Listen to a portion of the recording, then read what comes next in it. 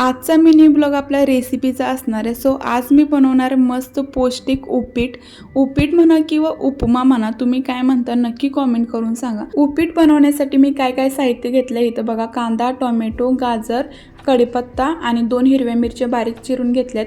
त्यासोबत मी ह्याच्यामध्ये ना स्वीटकॉर्न पण टाकणार आहे. खरं सांगते स्वीटकॉर्नने ना इतकी भारी टेस्ट येत होती ना उपीटला, तुम्ही एकदा नक्की असं ट्राय करून बघा. आणि मग त्यानंतर तेलामध्ये जिरी, मोहरी आणि कढीपत्त्याची फोडणी द्यायची आणि आपण जे भाज्या चिरून घेतल्या होत्या ना ते चांगल्या वाफून घ्यायच्या 2 मिनिट.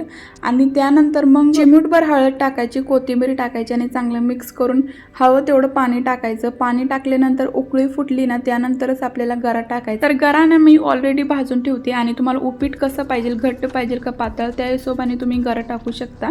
तर मी इथं थोडंसं पातळच बनवलंय कारण माझं बाळ सुद्धा खाणार आहे. बिर्याणीची रेसिपी सुद्धा लवकर अपलोड करणार आहे, तर पटकन चॅनलला सबस्क्राईब करा.